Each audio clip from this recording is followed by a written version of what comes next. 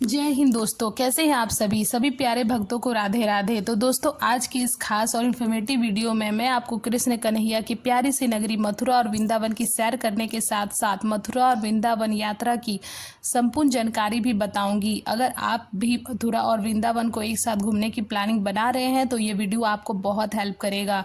इस वीडियो में हम बात करेंगे आपको यहाँ तक आप कैसे पहुँचे, यहाँ पर होटल या धर्मशाला आपको कहाँ पर लेना चाहिए, यहाँ पर आने का जो सही तरीका है वो कौन सा है, कौन कौन से प्रमुख मंदिर हैं यहाँ पर, खाने पीने की कैसी व्यवस्था है। तो आप इस वीडियो को जरूर लास्ट तक देखें, स्किप ना करें, तभी आप संपूर्ण जानकारियाँ जो है वो प्राप्त कर पाएंगे।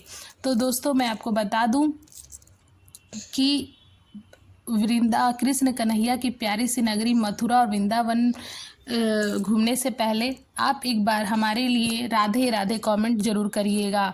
तो आप यहाँ तक कैसे पहुँचेंगे? यहाँ तक आने के लिए सबसे सरल रास्ता और अच्छा तरीका है ट्रेन, जो कि आपको हर प्रमुख स्टेशन से मथुरा तक डायरेक्ट ट्रेन मिल जाती है।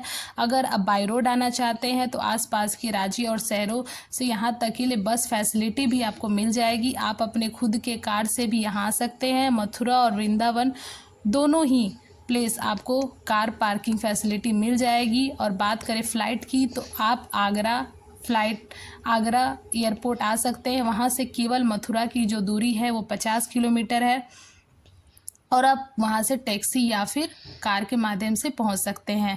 तो यात्रा की शुरुआत करते हैं और जानते हैं कि आपको मथुरा या वृंदावन में पहले कहाँ जाना चाहिए। दोस्तों, सबसे पहले हम लोग चलेंगे वृंदावन में दर्शन करने के बाद हम लोग मथुरा को कवर करेंगे। मथुरा रेलवे स्टेशन से बाहर से ही आपको ऑटो और ई रिक्शा मिल जाएगा और ई रिक्शा केवल आपको जो है वहाँ से 9 किलोमीटर है डिस्टेंस, तो आपको सिर्फ 20 रुपये चार्ज करेगा। और अगर आप रात के वक्त में स्टेशन पहुँचते हैं तो आप रात भर स्टेशन पे ही आराम कर लें इसलिए, और सुबह 5 या 6 बजे निकले, क्योंकि रात के वक्त सारे होटल रेस्टोरेंट जो है वो बंद रहते हैं, मार्केट भी बंद रहती है, तो आपको जो है दिक्कत परेशानियाँ की सामना करना पड़ सकता है।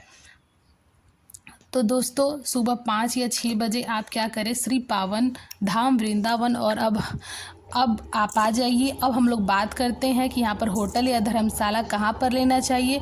तो दोस्तों, आप सिर्फ बांके बिहारी मंदिर साइड रुक सकते हैं। आप यहाँ चाहे तो प्रेम मंदिर साइड होटल या धर्मशाला ले सकते हैं। दोनों ही साइड आपको बहुत से होटल और धर्मशाला मिल जाएंगे, लेकिन मैं आपको एडवाइस करूँगी कि आप बांके बिहारी मंदिर के 500 मीटर के रेंज में होटल या धर्मशाला ले लीजिए। यहाँ पर धर्मशाला का जो रेट है वो 600 से स्टार्ट हो जाता है और वही होटल 800 रुपये से स्टार्ट हो जाता है। 1200 से 1500 तक के रेंज में आपको बहुत ही अच्छा सा होटल मिल जाएगा। अगर आप सैटरडे संडे या फिर किसी जन्माष्टमी, होली, दिवाली, किसी प्रमुख त्यौहार पे आ रहे हैं तो आप होटल को प्री बुक कर लें, क्योंकि भीड़ भाड़ की वजह से होटल में जो है वो आपको आसानी से होटल नहीं मिलता है और आपको परेशानियों की सामना करनी पड़ सकती है। तो मैं आपको बता दूं, सुबह 8 से 9 बजे तक आप वृंदावन के दर्शन करने के लिए निकल जाइए। तो सबसे पहले बांके बिहारी मंदिर हम चलेंगे, हम वहाँ पर दर्शन करेंगे। शाम के वक्त हम वृंदावन की सारी मंदिरों को कवर करेंगे, क्योंकि यहाँ लाइटिंग जो है बहुत अच्छी होती है और अद्भुत नज़ारे होते हैं। तो मैं आपको बता दूं कि जो है अब हम चलेंगे सुबह सबसे पहले बांके बिहारी की मंदिर। बांके बिहारी जी की मंदिर जाने के लिए जो है मार्केट से ही रास्ता गुजरता है और बहुत ही अद्भुत नज़ारे होते हैं और बहुत ही आपको अच्छी खुशी की जो है अनुभव होती है। फूल माला प्रसाद ले सकते हैं यहाँ से। तो चलिए अब हम लोग मंदिर में प्रवेश करेंगे। सामने ही आपको श्री बांके बिहारी जी की बहुत ही अद्भुत और प्यारे से दर्शन प्राप्त हो जाएंगे। श्री बांके बिहारी जी के दर्शन कर आपके नेत्र भर आएंगे। बांके बिहारी जी की बहुत सी प्यारी और मनमोहक छवि है, इसको देखकर आप दीवाने हो जाएंगे। दोस्तों, बहुत ही अद्भुत और अलौकिक दरबार है, आप यहाँ पर दर्शन करने जरूर आइए और श्री बांके बिहारी आपको सभी मनोकामना जरूर पूरा करें।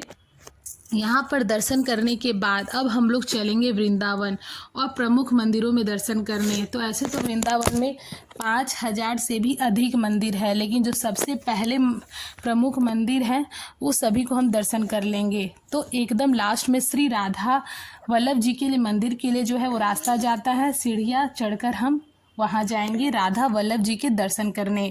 तो यह मंदिर वृंदावन का बहुत ही अलौकिक और प्राचीन मंदिर है। यहाँ पर आप राधा वल्लभ जी के बहुत ही अद्भुत दर्शन कर प्राप्त कर सकेंगे। यहाँ पर कुछ देर जरूर बैठें। यहाँ पर बैठ के आपको बहुत ही ज़्यादा शांति और सुकून मिलेगा। यहाँ पर दर्शन करने के बाद अब हम लोग चलेंगे राधा दामोदर मंदिर के दर्शन करने। तो ऐसा तो आप एक मंदिर से दूसरे मंदिर तक रिक्शे की सहायता से भी जा सकते हैं, लेकिन 100 से 200 मीटर की दूरियों पे सारी मंदिर है, तो हम कुंज गलियों से होते हुए सारी मंदिर को पहुंचेंगे। अब हम पहुंच गए राधा दामोदर जी मंदिर के पास। तो अब हम यहाँ प्रवेश करेंगे और दामोदर जी की, राधा जी की बहुत ही प्यारी सी दर्शन को प्राप्त करेंगे। आप भक्ति भाव में ज़रूर झूम उठेंगे, आपको यहाँ पर बहुत ही ज़्यादा अच्छा लगेगा। तो यहाँ पर दर्शन करने के बाद अब हम लोग चलेंगे अगले स्थान पर, जो है सेवा कुंज, जिस निकुंज भी कहा जाता है। निधिवन का छोटा सा स्वरूप है। यहाँ पर राधा रानी का बहुत ही प्यारा सा मंदिर बना हुआ है। यहाँ पर दर्शन करने के बाद अब हम लोग चलेंगे निधिवन। दोस्तों, निधिवन विशेष मानवता के लिए बहुत ही ज़्यादा प्रसिद्ध है। ऐसी मान्यता है कि आज भी भगवान श्री कृष्ण रात में यहाँ पर मुरली बजाने आते हैं और साथ ही साथ 16,000 गोपियों के साथ में रास भी रचाते हैं। कुछ प्रमुख मंदिर है, यहाँ पर दर्शन कर आशीर्वाद प्राप्त कर सकते हैं। दोस्तों, निधिवन बहुत ही अलौकिक स्थान है, यहाँ पर दर्शन करने जरूर आइए। निधिवन के पास में ही साजी मंदिर भी बना हुआ है। यह मंदिर भी बहुत ही विशाल और प्यारी शैली पे बना हुआ है।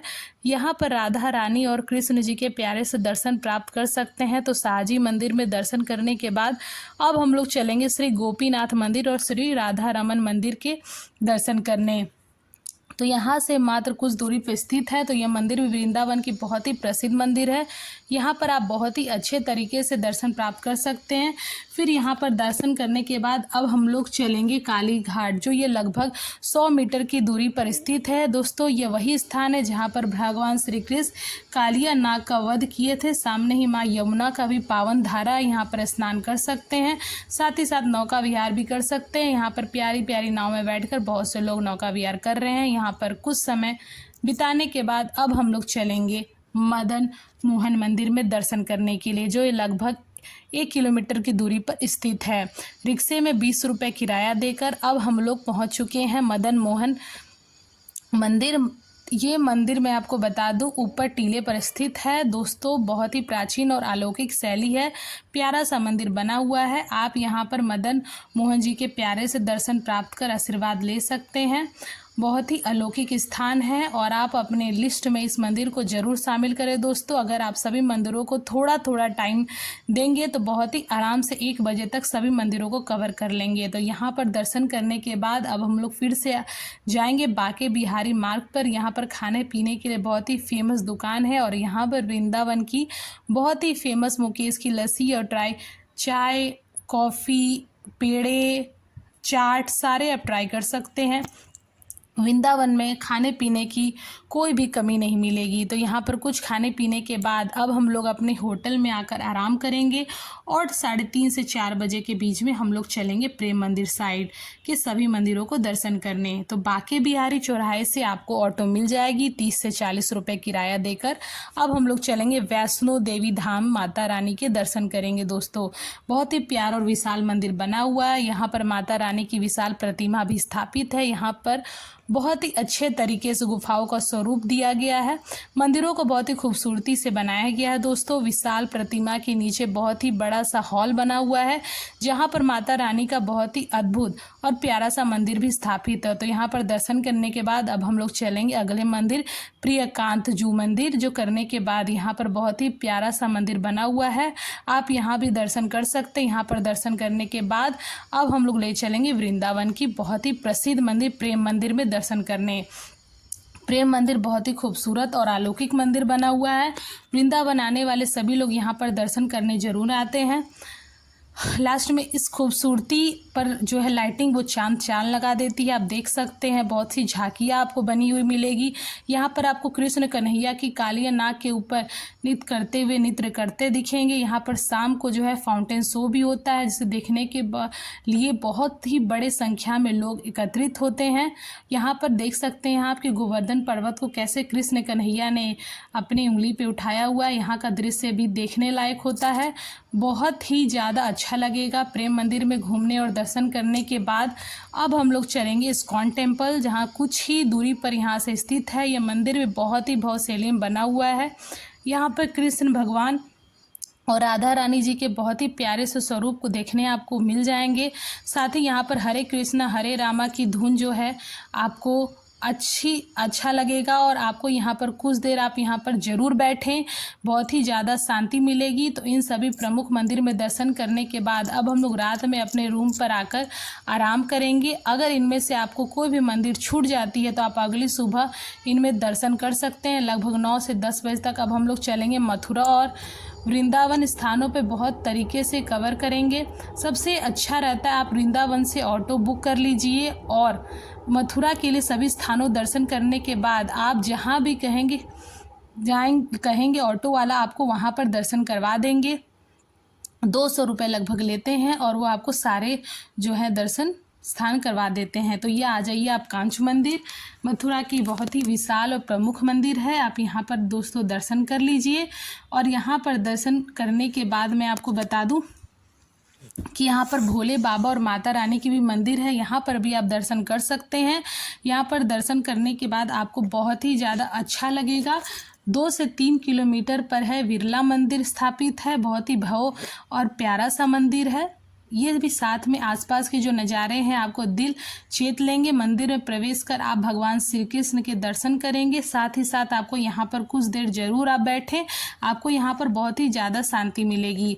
तो यहाँ पर कुछ समय मिलने दर्शन करने के बाद हम लोग आ जाएंगे मथुरा सिटी में। अब हम लोग चलेंगे मथुरा प्रसिद्ध मंदिर द्वारिकाधीश मंदिर में दर्शन करेंगे। तो मंदिर बहुत ही भव्य दिव्य और अलौकिक स्थान पर है। यहाँ पर दर्शन करने से आपको नई ऊर्जा मिलती है। लाइन में लगकर द्वारिकाधीश मंदिर में हम दर्शन करेंगे। जिस तरह से मंदिर बहुत ही प्यारे प्यारे रंगों से बना हुआ है, भगवान श्री कृष्ण आपके जीवन को भी खुशियों से भर दे। दोस्तों बहुत ही अलौकिक स्थान है, आपको यहाँ पर दर्शन कर बहुत ही ज़्यादा अच्छा लगेगा, शांति मिलेगी। अब हम लोग चलेंगे विश्राम घाट। मंदिर के सामने ही विश्राम घाट के लिए रास्ता जाता है। दोस्तों ऐसा मान्यता है कि कंस का वध करने के बाद भगवान श्री कृष्ण यहाँ पर विश्राम करने आए थे, तभी यमुना नदी के किनारे बने इस घाट का नाम विश्राम घाट है। दोस्तों ये बहुत ही प्राचीन और विशेष मान्यताओं वाला घाट है। यहाँ पर बहुत से मंदिर भी बने हुए हैं, आप यहाँ पर दर्शन कर सकते हैं। साथ ही साथ घाट के किनारे आप पूजा पाठ भी जैसे आप देख सकते हैं लोग करते हैं, आप कर सकते हैं। माँ यमुना के पावल जल में नौका विहार भी कर सकते हैं।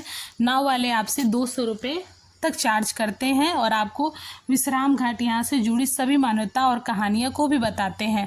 आपको नौका विहार करके बहुत ही ज़्यादा अच्छा लगेगा। इसके अलावा यहाँ से कुछ ही दूर पर कंस टीला है, यहाँ पर भी आप जा सकते हैं। लगभग 150 सीढ़ियों चढ़कर आप ऊपर टीले पर आ जाएंगे। यहाँ पर मंदिर बना हुआ है, यहाँ पर आप दर्शन कर लें। इस किले में आपको यमुना नदी और पूरे ही मथुरा में बहुत ही प्यारे से दर्शन मिलेंगे। आप अगर चाहें तो यहाँ पर घूमने आ सकते हैं। तो इन सभी स्थानों पर आप घूमने का दर्शन करने के बाद अब हम लोग चलेंगे मथुरा के सबसे प्रमुख स्थान श्री कृष्ण जन्मभूमि, जो हमारे कन्हैया की जन्मभूमि है।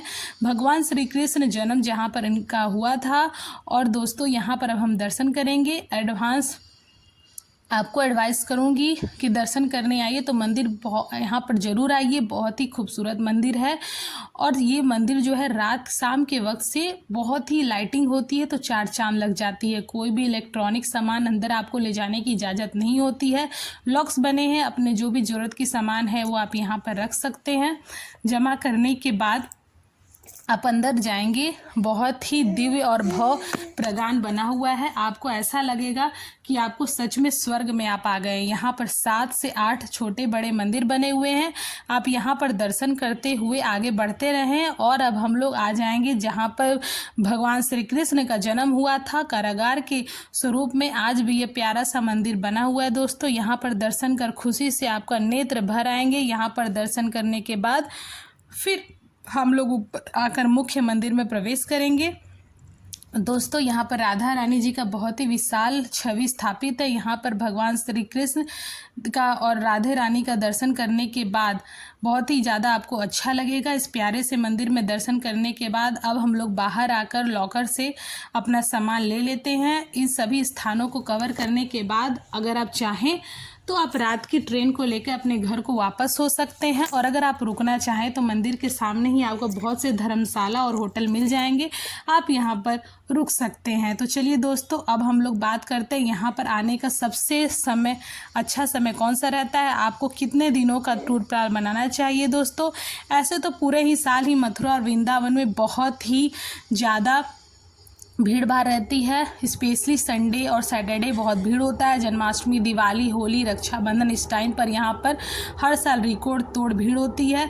तो कम भीड़ भाड़ में दर्शन करना चाहते हैं तो इस टाइम को आप अवॉइड करिए।